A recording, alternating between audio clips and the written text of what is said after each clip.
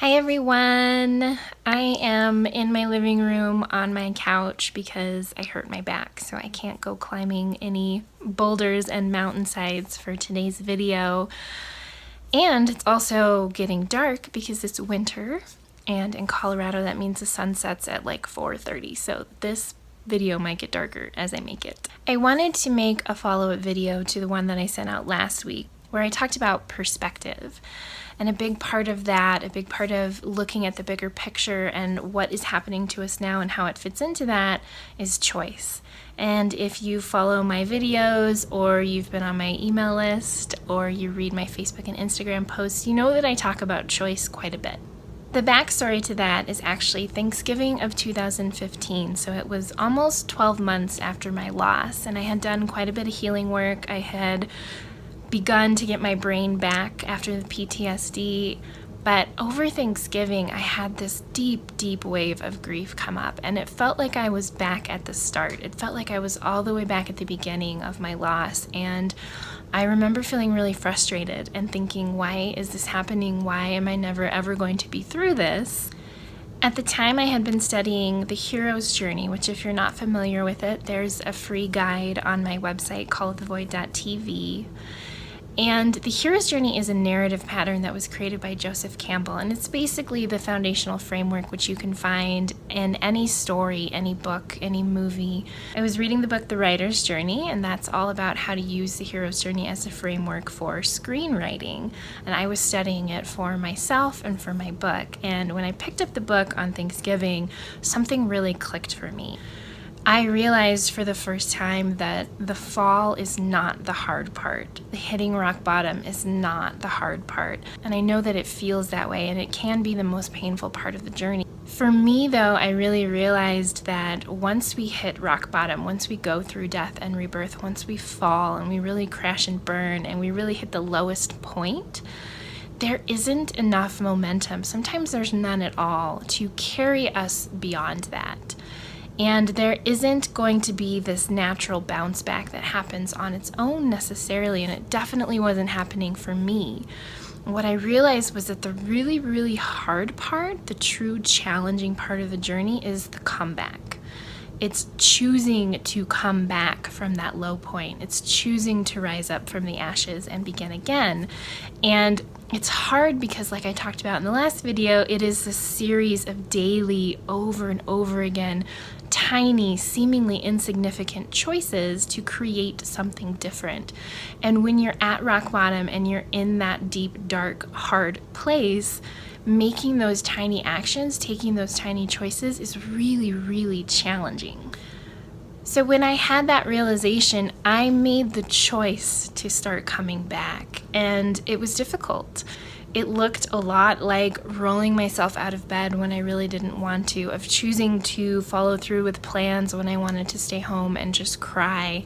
It looked like fussing on my way to the gym to maybe lift weights for 10 minutes just to get in the habit of doing it again when I didn't want to be there. To get to where I am now, almost 3 years after the fact, it was a series of daily choices. One of the biggest parts of creating what we want, especially in the aftermath of something that has altered us so deeply at our core, is we have to look at who we're being. Who are we being in each and every situation, in each and every relationship?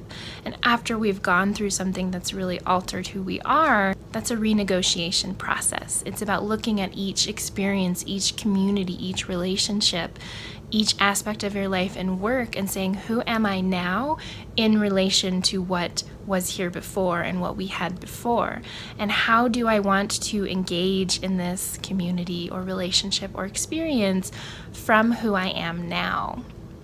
It's also about asking yourself, who do you want to become?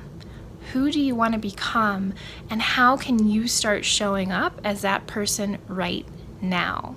So the person that has the life that you want, that has the business or the career that you desire, that's in that amazing, fulfilling, nurturing, healthy relationship, that is surrounded by amazing friends who really love you and get you and see you for who you are, who has abundance in their life, who is financially secure and stable, who is making good money, whatever those things are for you, Who is the person that you need to be in order to have those things?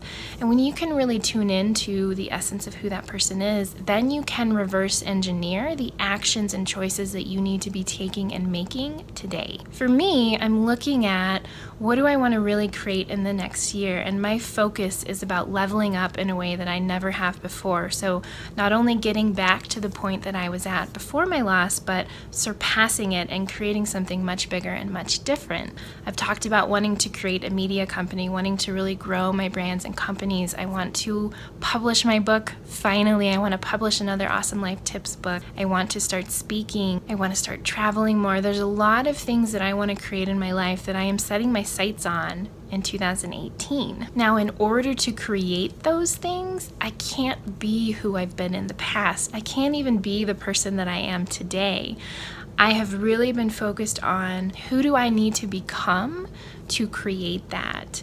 And when I look at who that person is, that future me, the person that I'm becoming, then I look at what does that mean for my daily choices and my daily actions on the really, really tiny level.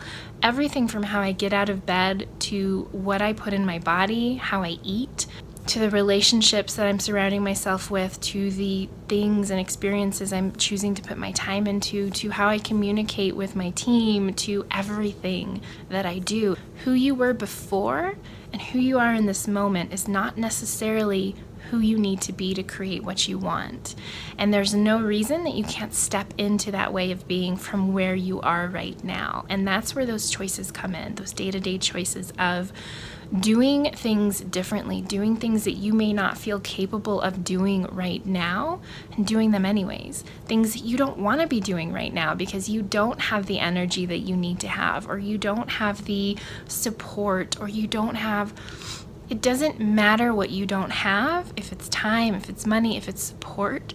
Look at who is the person that you need to be to create what you want, and how can you start being that person right now in tiny, small ways, in ways that seem insignificant. Again, does that person make the bed in the morning? What do they actually eat? How do they talk to other people? How do they handle different situations? What is the energy of who you need to be at your core, and how can you start embodying that today? As a resource for you today, I want to recommend one of my favorite books, which was given to me by one of my very best friends, and it's called The Last Word on Power by Tracy Goss.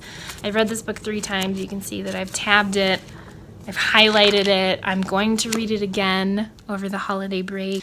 You can see the tagline here. Executive reinvention for leaders who must make the impossible happen. And even if you're not somebody who's wanting to start a business, or you're not in a leadership position in your company, that's not relevant.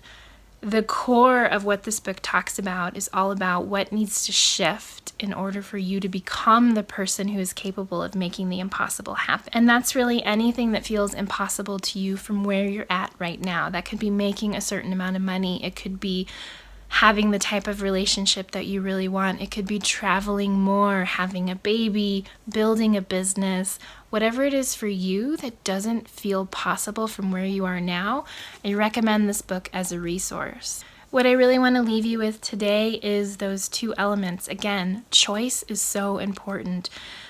What are you choosing every single moment of every single day? And does that support you in creating what you want to create? And can you start to choose things even if you don't feel ready for them yet? Even if you don't think you're the person that you need to be to start making those choices? Stop waiting to become that person and start being that person now, which is the second piece. Who do you need to be to create what you want to create? And reverse engineer who that person is and start showing up as her or him today, right now, in this moment. As soon as you stop watching this video, what would the person that you need to be to create what you want to create do in the next moment? And just start taking those actions, even if they're imperfect, even if you fall on your face, even if you feel unsteady and uncertain in each and every action. Just start showing up as that person now, and you will start to see shifts. That's what I have for you today. I will be back next week with another video.